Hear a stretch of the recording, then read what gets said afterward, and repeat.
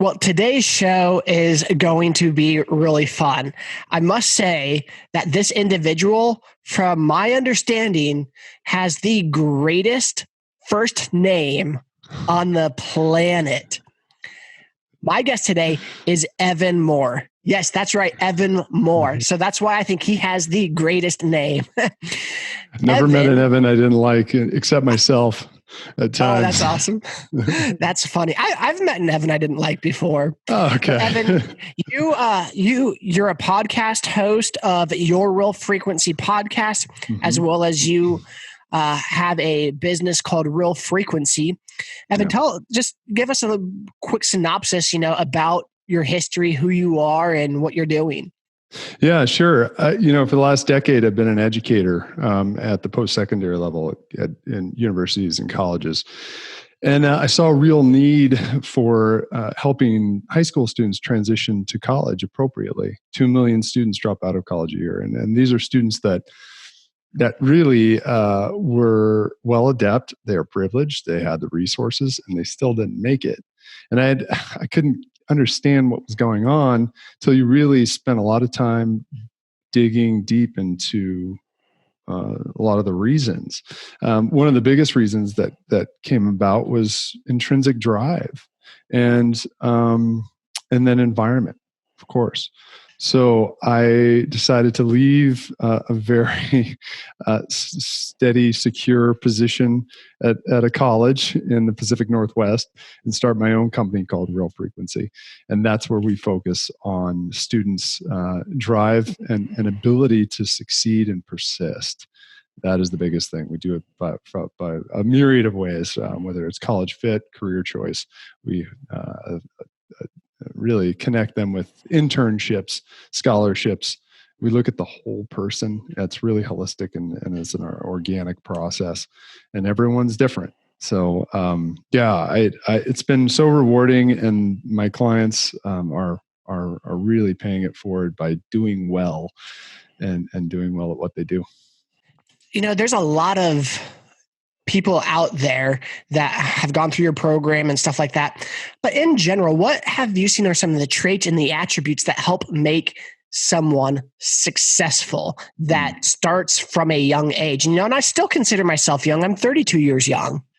Yeah, I got a decade on you. And I think a lot of it has to do with failure, and then the ability to persist and precede it. That is that's a tenet that you and I probably know a lot about, just because we have a lot of life experience, and we are. You've got 32 years on this earth. I've got 41, and we wouldn't be here today doing what we do if not had been for those failures and mistakes. As guardians, as parents, as myself, I have 2 children. We do everything we can to protect our kids from failure, and to a degree that's important. But at the same time, it's also important that they learn from the mistakes. And I know this sounds very cliche, but bear with me.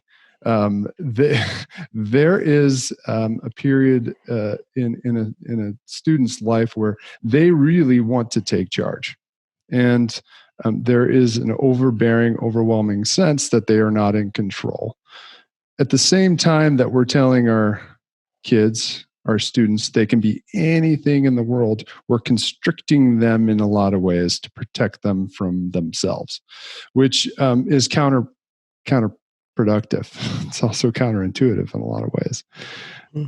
My program is, I'm a third-party conscientious objector. I don't have as much skin in the game as parents do. They're very close to the core of the onion because of the love and the support. They know this student inside and out. They're also saddled with intrinsic and unconscious bias. And this bias comes from experiences that they've had, mistakes that they've made, things that they wished they had done differently. And they cannot help but to place that upon their student because of their strong desire to make more money, have more time, be more successful, be more popular. And that doesn't translate real well to a kid. And anyone that has a son or a daughter can tell you they're their own person, and it's really bizarre. My 12-year-old looks like his mother. Thank goodness, he's got beautiful hair. But I see his body and his mind work like mine did when I was his age.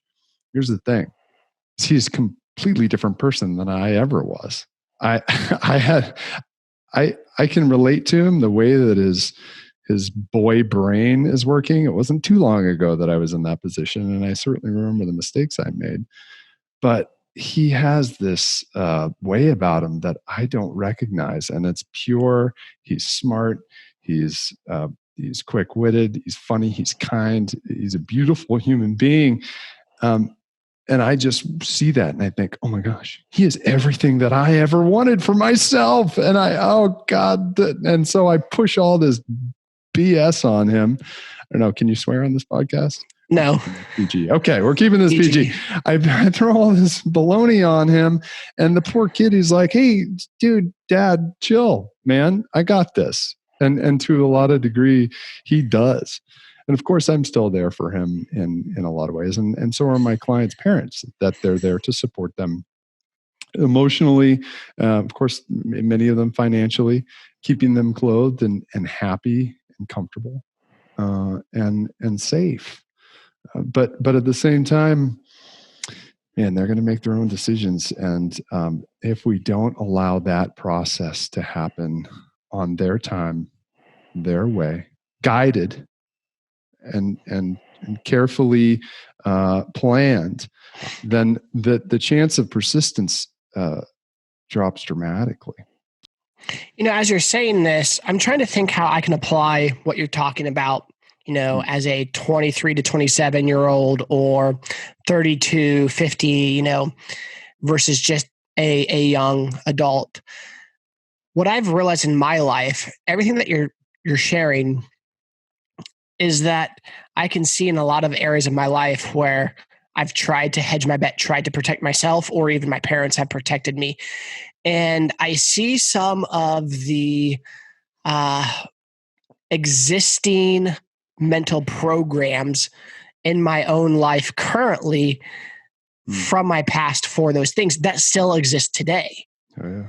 And so even as an adult, when you're saying that, I'm going back and kind of checking some of the things that I still struggle with as an adult who does understand failure, who goes through much, much, much failure, and how, because in some sense I was sheltered, probably a little much, and then how that rippled effect even to now and how it affects me today. So, it's not just what I'm realizing what you're saying is young people, but it can have a ripple effect.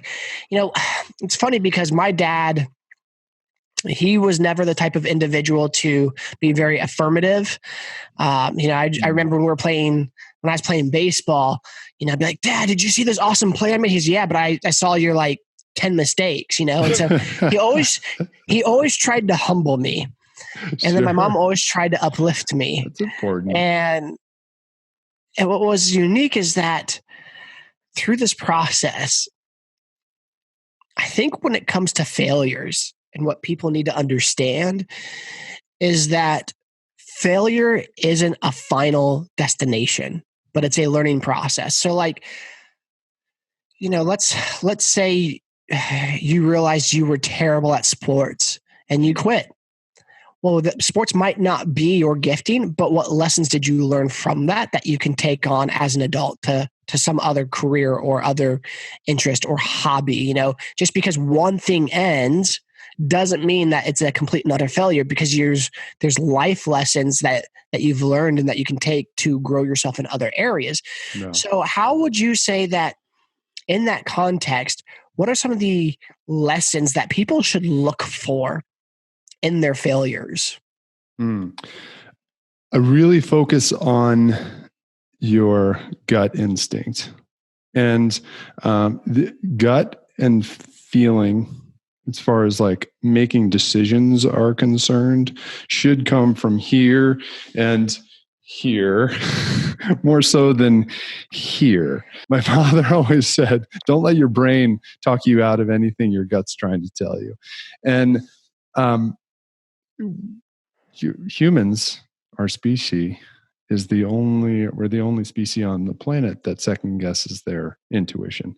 And so maybe being able to really sit back from a failure and evaluate it, take onus of it, take ownership of it.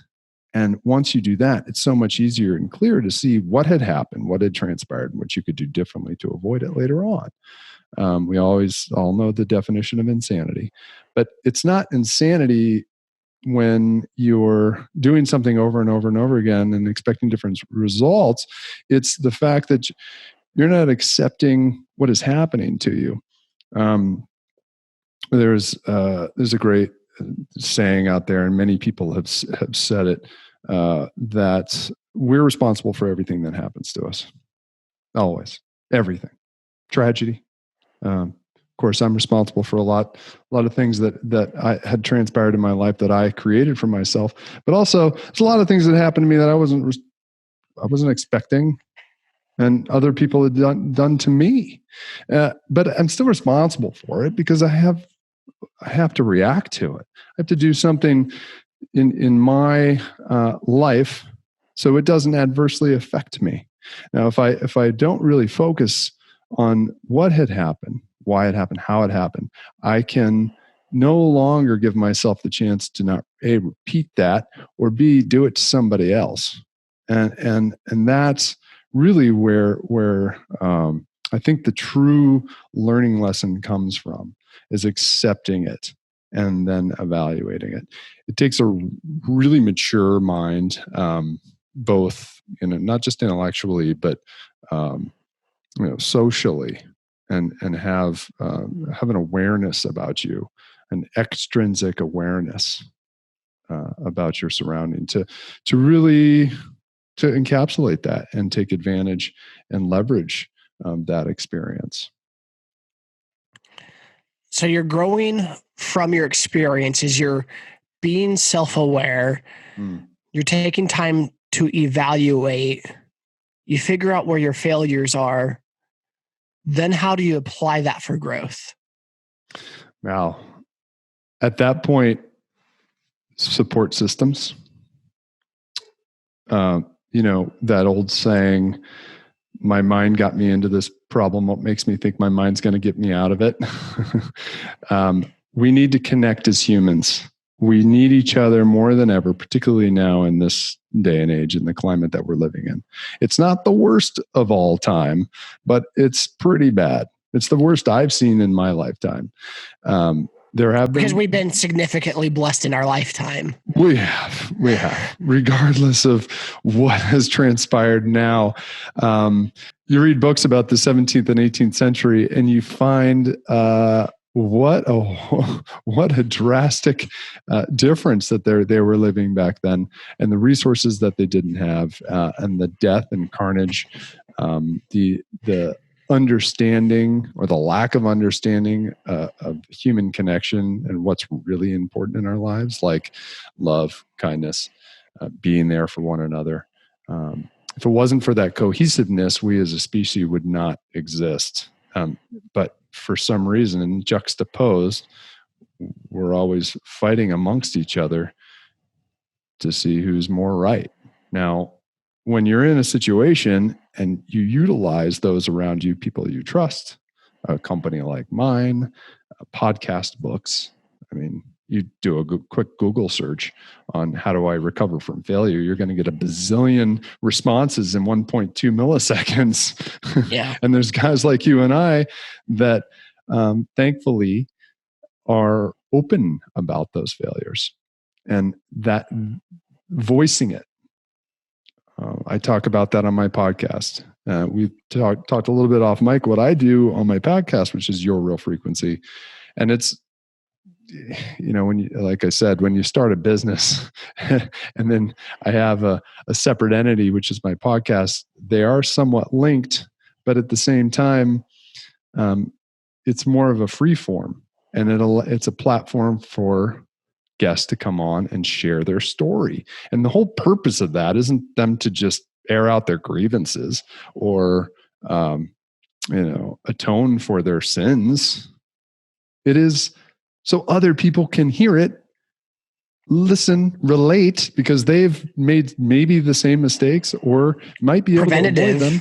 Preventative, and know that they're not alone in this whole dang world. That, man, the responses that I get after releasing episodes are so personal and heartfelt. It's really what drives me to record another. And it is a relief from a listener saying that I felt so sheltered and alone for so many years until I heard so-and-so tell their story. I had Mark Rippon, the quarterback of what's now the Washington football team, but the Redskins back in 91-92 is the MVP of the Super Bowl. And he shared an incredible story that the guy had the world in the palm of his hand. He was an MVP of the Super Bowl, for gosh sakes. Guys like you and me, sports guys, like, does it get any better than that? Like, we're like, oh my gosh, we would harness that and utilize that. We would leverage the hell out of that. We'd be so popular and famous and rich and wealthy and happy. But the poor guy has been through the ringer, and a lot of it had to do with his own actions. And a lot of it had to do things that were just out of his control. And I encourage you to listen to it. Another is a gentleman who'd come on the show and shared a story he hadn't shared publicly with anyone ever. His story was public. When he was 15, his mother was murdered. And his story was his journey about how he found forgiveness for his mother's killer. Talk about a life learning lesson. I mean, I was in awe. Was this the kid that played baseball? No, he's actually a basketball player. Yeah. Okay. Yeah. His name's Ryan Turcotte. Check it out. Gotcha. I think it's episode 103 of mine, I think, or 104. Okay. You'll have to see. Yeah. With everything that you're sharing, this idea popped into my head that not only do we need to be situationally aware about our circumstances when it's going on, but when it comes to awareness, perspective is a big deal. So like if you make $31,000, you don't make a lot of money in the US. That's poverty line. I was just going to say poverty level. Yeah. Yeah, that's poverty level. However, globally, you're in the top 1% of wealth earners in the world. Think about that. You are in the top 1% of wealth earners in the world. So our poverty line in the US is the world's top 1%. Think about that. Yeah. It's all perspective. Right. It's all perspective. And so I think when we look at our life, our failures, we learn from them. We listen to shows like your show and my show, and we're learning from each other's worldviews. We're learning from each other's perspectives. It's really important that we understand that it's not just an American perspective or a Republican or a Democrat or a socioeconomic or a social justice or, a worldview from Middle East or Middle West or African. There are tons and tons and tons of different perspectives. And so when we just hold on to our single truth, there's this idea, what's your truth? Well, the thing is what your truth and what my truth might be can be completely different and at conflict with one another. Sure. And that's why we have so much crap in the world. Yeah, absolutely. And so there has to be a solid moral truth that if we were all guided by, that would make things better. And so when we look at the world, when we look at our lives, what are the truths, the moral truths that transcends culture, that transcends time, and transcends politics and religion? And when we build our future, we should shape them off of these truths. I don't know. I'm 100% kind of what with you. Popped in my head when we were talking. No, absolutely. And then Can we come to a consensus what that truth is? And maybe that's the all-encompassing question everybody's asking, and everyone has a different answer because of sociological environment that they're around and experiences that they've had. My truth is much different than somebody else's because I'm a white American with blue eyes. I grew up in Connecticut, middle to upper class. I didn't know any better. I think there was 2 African Americans in my high school.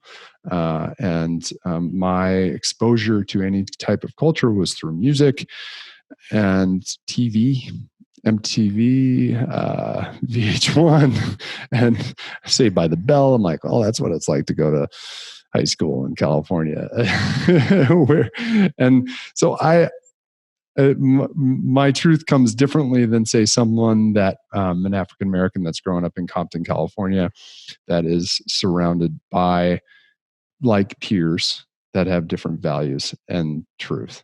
And I have to remember that. And that's so important for me to let down my guard and tell myself it is not about knowing it all. It's about knowing my place and knowing that, listen, yeah, these are the cards I was dealt. That doesn't make me omnipresent when it comes to making decisions and what that truth is. What I can do is listen and care, no matter your background, what the color of your skin is, your sexual orientation, your religion. That's all I can do. And not make judgment, but listen and take from it what their truth is. What do you do with that? You find common ground and you work on moving forward, whatever the situation is. I think if we all just did that, we'd be okay. I can talk to a Democrat, I can talk to a Republican just the same. And they don't know which side I'm standing on because I'm just listening. And I think it's so dang intriguing. Right. Well, and that's the thing when it comes to learning from our failures and looking at the world as a whole, there's this part where, okay, I've learned from my mistakes. I've learned from my failures. And what we so often do is we make those failures so much bigger than what they really are in comparison to the rest of the world. And so if we can really realize how insignificant in a lot of ways we are, then it will actually help us show up and relate better to the world. God, I love that you said that, Evan. That's fantastic. Do you remember when we first started this, I said, I never met an Evan I didn't like except myself. And I have in the past hated myself. And again, cliche, but if you talk to your friends like you talk to yourself, you wouldn't have any friends.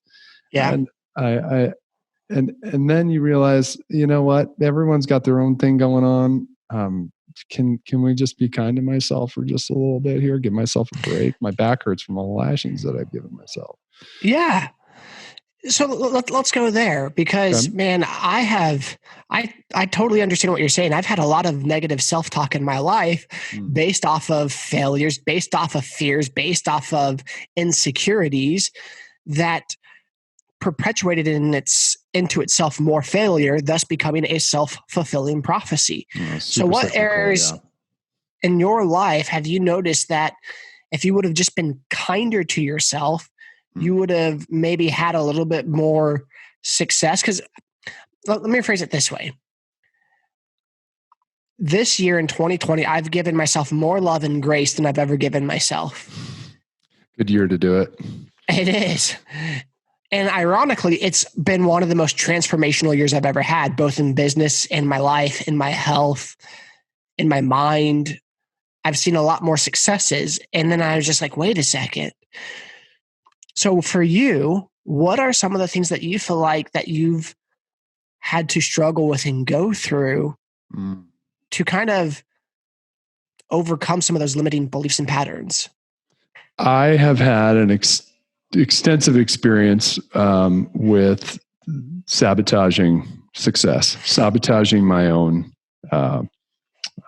path. And a lot of it had to do with substances. I used to drink alcohol like it was my job, and I was obsessive about it. I'm 8 years sober. I'm very vocal about it. I think it's important that we're all honest about where we're coming from and how we got to where we are. Of course, that's part of my story, so I can't avoid it.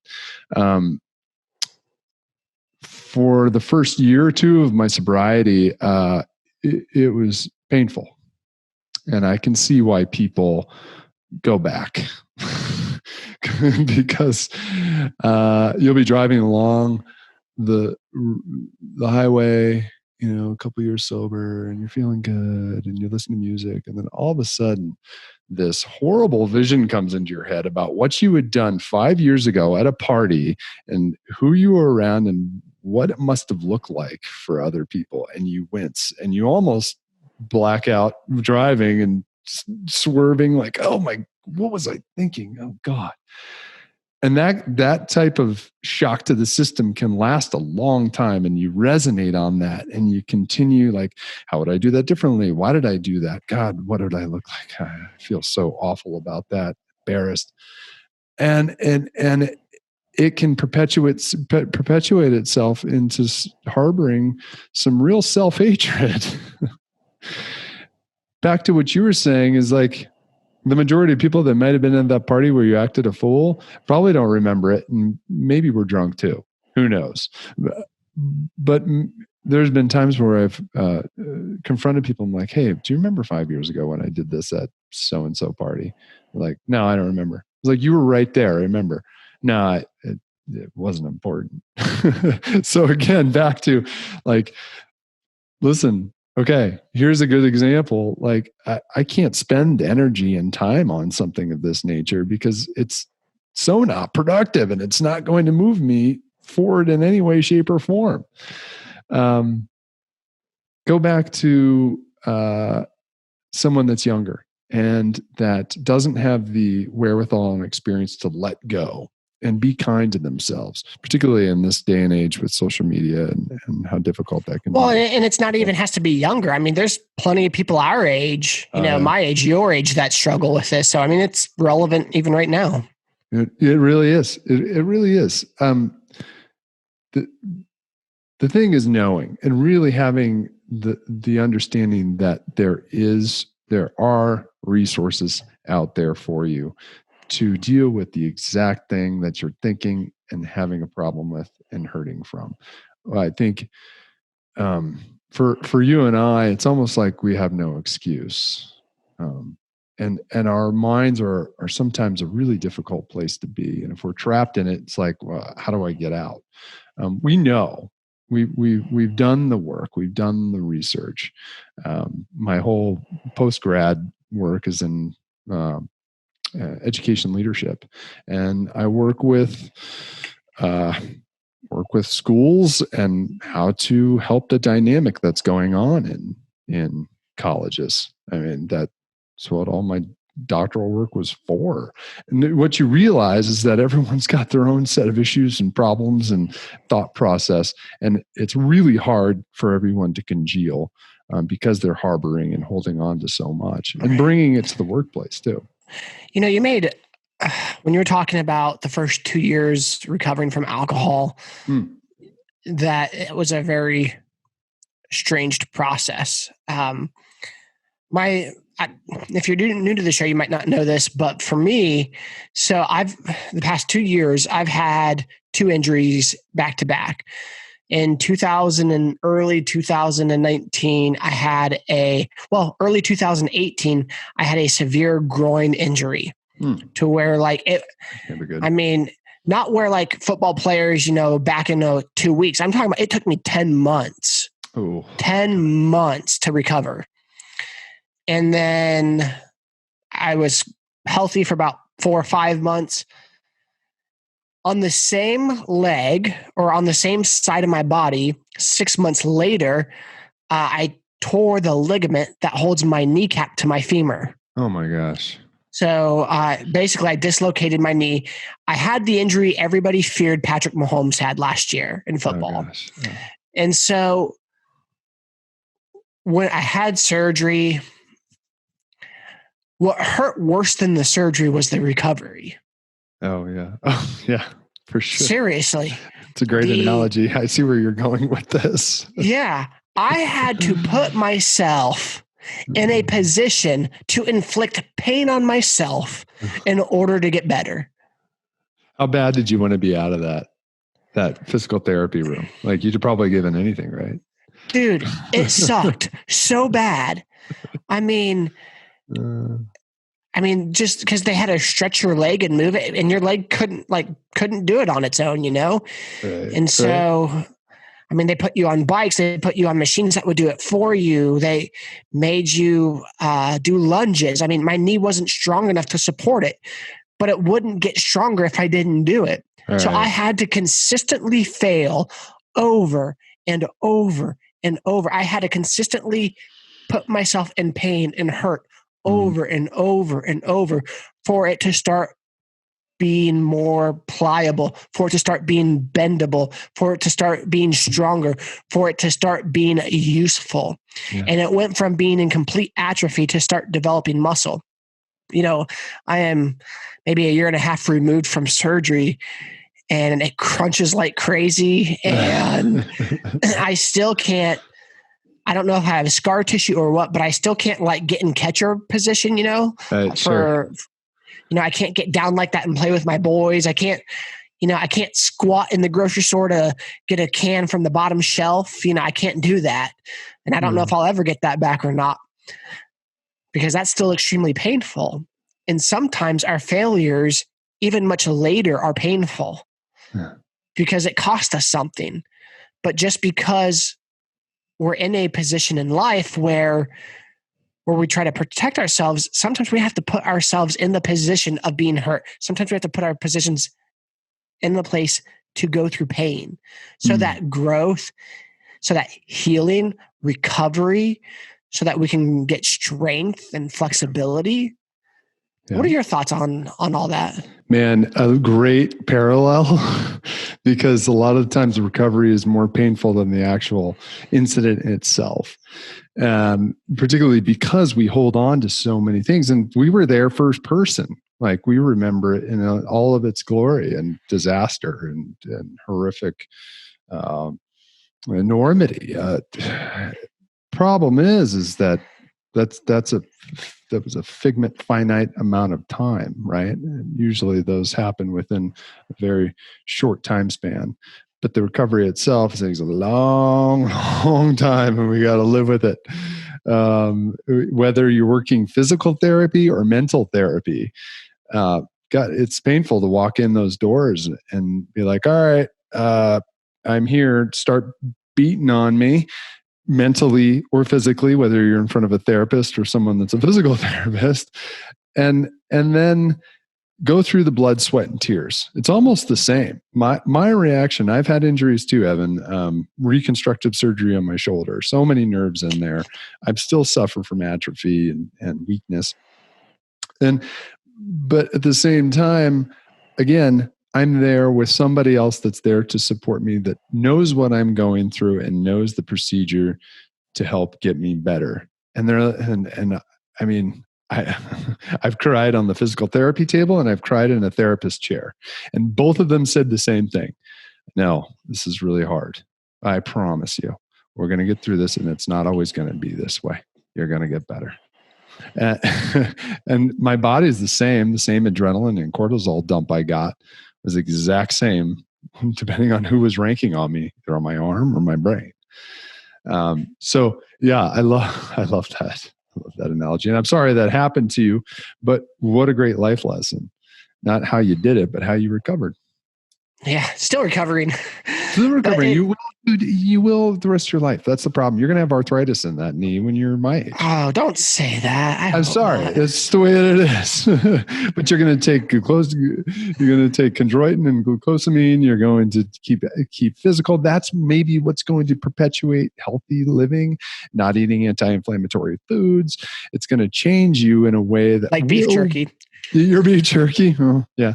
No, and we all have our sin, right? that might change other aspects of your life that you wouldn't have changed otherwise. Maybe you go for a salad without tomatoes because it's anti-inflammatory as opposed to a Whataburger, which I think you have in Oklahoma. Yeah, dude, they're nasty. I don't eat there. Okay. I haven't been to Dallas in a long time, but when I was there, I was like, what a burger. Oh, that sounds great. Yeah, I felt like they're so greasy, dude. I just can't. No offense, Whataburger. If anyone wants to be if Whataburger wants to be an affiliate or sponsor. Yeah. Chick-fil-A is where it's at, man. That's my favorite fast food restaurant because, dude, so like I'll pull up and there'll be a line wrapped around the building. And from the time I pull up, it'll take me 7 minutes to get my food.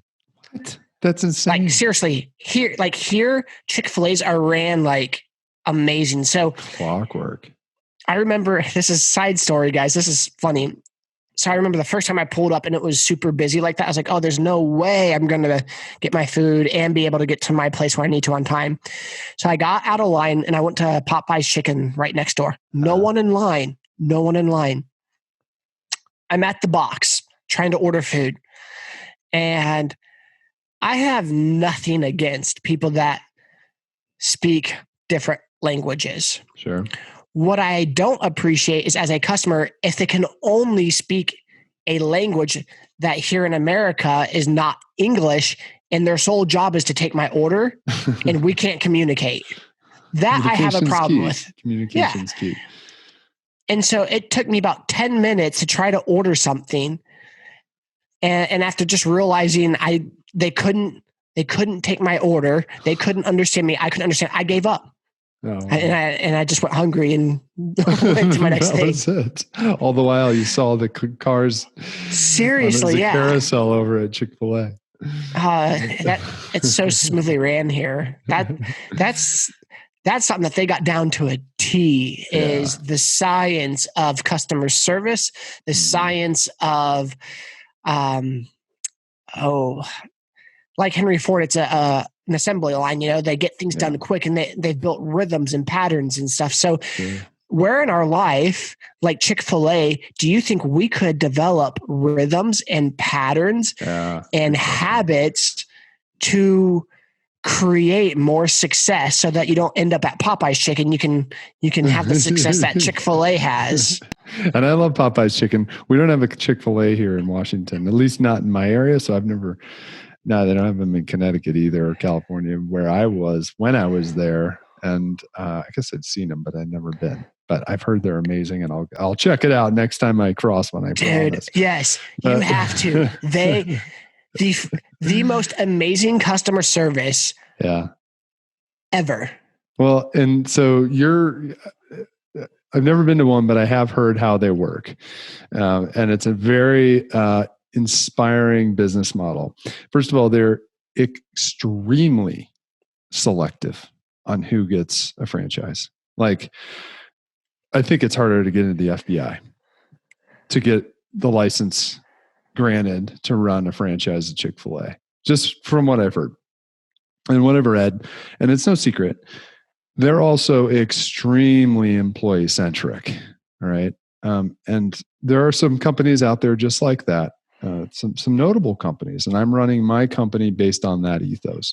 So what that means is basically, as opposed to me focusing on getting clients, instead I focus on my employees and all their needs, their happiness, their education, what is going to drive them to come into work and work their buns off for me to the level that I would for a client, and give them all the resources that make them do what they do great, which is everything they do great is way better than I could do it. So who the hell am I? Who the heck am I to tell them what to do when they're smarter than I am in so many other regards, right? Chick-fil-A, I believe, embodies that ethos. And there is a crud ton of buy-in when it comes to their employees and their love. I mean, you see it on the commercials. I love their commercials because it's always about the human aspect and really kind things that a local branch had done to a family that was in need, or just a fun little story. And that's a real genuine thing. And I don't think I would get that from my Mickey D's down the street. If my house burned down and I need to feed my family, and all of a sudden they're like, "Oh, your house burned down. We heard about that. Here's a ticket to eat free for 2 weeks," whatever. Like that comes from buy-in from the franchise, and knowing that like people around you in your culture and your community are the most important people you have. First of all, it feeds your vitality and your worth. All right. If no one goes to Chick-fil-A, it's not going to stay open. What's the point? Right. And they're about loving the community. Now, there are some, they've been in the news for some for their spiritual beliefs and whatnot. And I don't align with their spiritual beliefs or thoughts, but at the same time, it goes back to what we were talking about. Like, okay, I don't agree with it. I don't accept it, but I think that there is some real true worth here within what you're doing, and it's very valuable. And the community is ultimately, by and large, better because of it. Now, if we can run our companies like that, I think we don't have to worry about clients. They come, and that's been my experience so far. I'm really big into reggae music. I love it. I love the tenets of it. It's all about spirituality in the humanistic sense. And the Culture has a great song, and there's a line from it: "The world is like a mirror. Be careful what you do. If you smile at it, it will smile back at you." And people think that's like karma, but what that really is hey, if I'm going to be positive and surround myself with people that are positive, I'm going to get positivity back. When I was in the depths of despair and anger and frustration and lost, guess who I surrounded myself with? Guess what I got back? The same dang thing. And I'm like, oh God, this is my life. It's cyclical. Things are spiraling. Things are spiraling. How do I get out? There's this bold law. It's called change the way you look at things, and then things that you look at will change. Oh yeah. Right. Yes, absolutely. What an important understanding to know that we see things differently. Tupac Chopra had talked about, Deepak Chopra had talked about how the perception is not singular as far as what we see. What we see isn't what I see isn't what you see, and isn't what a fly sees, and isn't what a horse sees, or someone in Australia sees. The way we see it, it's all just our perception. And we can't base our decisions solely on that. Let's get a collective vision together, people. Right. So I like to end each podcast with the same 3 questions. So right now, in the terms of self-talk, what do you struggle with and why? Oh, wow. Self-talk. I've been better about being kind.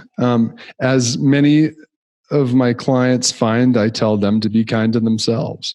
And it's do as I say, not as I do type deal. No, I can't. And not the Ellen DeGeneres kind of kind.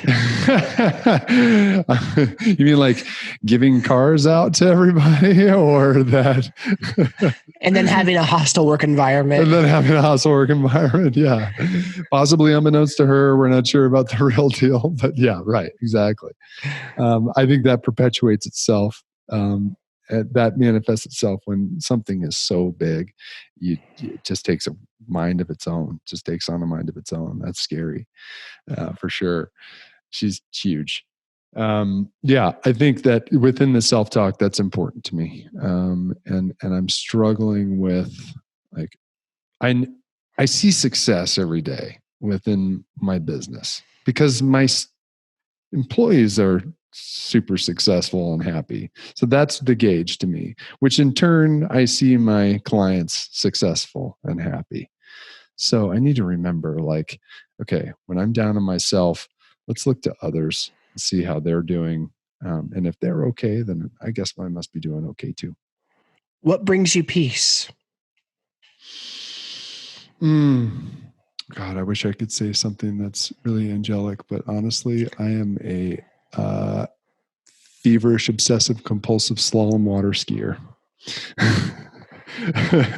And I love it. It is my meditation. It is something that takes me out of my world. And when I do it, it is my whole perception changes. So talk about perception and understanding. Good or bad set in the course when I'm slalom skiing, and doing things right or not doing things right. Everything else just comes to me at a level and a feeling of a little bit more subdued and easier to handle. What's the best decision you've ever made? Ooh. Well, I've got an amazing partner, Jana. We're going on 15 years. I would honestly not be where I am today without her. I can honestly say that. I'm not saying that had my life gone differently, I wouldn't be here or in some way, shape, or form better or worse, but I know for a fact I wouldn't be who I am today without her. And she likes what she sees. So again, I think she's probably the best darn decision. She had to make that decision too. And honestly, I don't know how she put up with me for so long. So either she makes bad decisions or I made a really good one. That's funny. Yeah. Well, man, awesome. Thank you so much for coming on to the show today. Yeah, Evan, this is great, really man. Appreciated it. So yeah, good. Me too. Go check out your Real Frequency podcast hosted by Evan Moore. Evan, thank you so much. Have a great day. Thank you, Evan. Thank you so much.